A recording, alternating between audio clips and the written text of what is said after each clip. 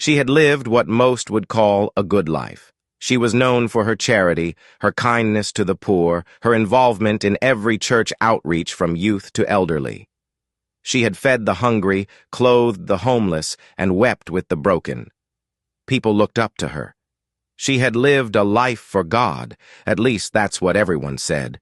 And then one night, at 80 years old when she went to sleep, her breath grew shallow, and the silence in her room deepened. The world fell away. She passed suddenly in her sleep.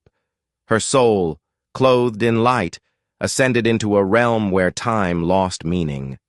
Before her stood a brilliant golden path that led to a vast gate made of pure pearl, the heavenly gates. The air shimmered with divine glory. An angel, radiant and solemn, stood before the gate with a massive book in his hands, the Lamb's Book of Life. She felt a swell of joy and relief. "I'm home," she whispered, smiling. The angel looked at her, his gaze piercing, not cruel, but utterly just.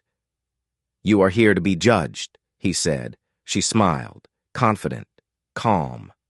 "I've done well," she said. "I fed the hungry, clothed the poor, I gave, I prayed, I walked the floor at midnight, whispering prayers through tears. Surely I have nothing to fear." The angel opened the book. Page after shining page turned, glowing with divine ink. But when he reached the end, his expression darkened. Slowly, he looked up, sorrow in his eternal eyes. "Your name," he said, "is not here."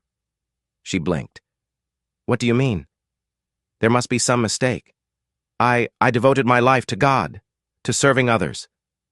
"You did many good things," the angel said, "but your heart remained hardened. You did not forgive." She frowned.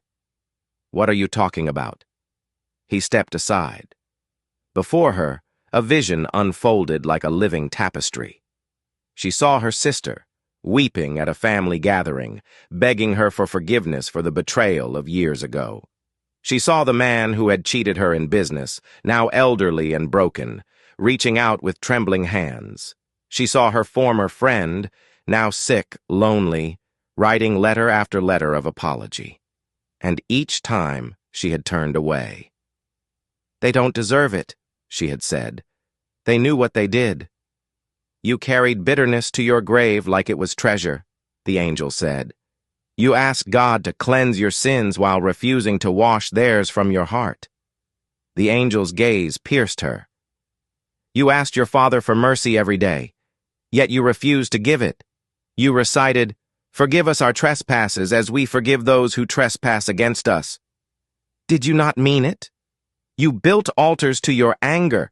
You built a throne for your pain. You nurtured it. You judged them in your heart while God held mercy in his." She dropped to her knees. "Please," she whispered, "please, let me try again. I didn't understand. I thought I had time. I meant to forgive, just not yet. I needed time. Give me another chance," she begged. "Let me go back. I'll forgive them all." But time was no more. The angel shook his head. Too late. The time to forgive was during the fire, not after the ashes cooled. "There is no place for you here. Heaven has no room for the heart that clings to bitterness. It is a place of purity, peace, and perfect love. There is no room for resentment, hatred, or vengeance. The Lamb's Book bears only the names of those washed not only in deeds, but in surrender. And you refused to surrender your judgment to God's. You chose unforgiveness over peace," she screamed, not in torment, but in regret. So close, so far, all for a heart that chose unforgiveness over peace. The angel turned. One last whisper as eternity closed. "Mercy withheld, is mercy lost?" The gates began to fade. Her chance, slipping like water through fingers. Light dimmed, the ground cracked beneath her, and suddenly the brilliance of heaven was torn away. A chasm opened and she was falling, down, down, through smoke and screams and agony. She landed among countless others, all who had clutched vengeance like a crown, never realizing it was a chain. The lake of fire churned like a living nightmare. There was no end to the torment, no sleep, no rest, no hope. And still, through the pain, she wept, not just from suffering, but from the memory of the heavenly gates. And the one thing she had refused to give: forgiveness. Thank you for watching. Please share to all friends and loved ones. It might help save a soul. And always remember what Matthew 6:15 says to all of us.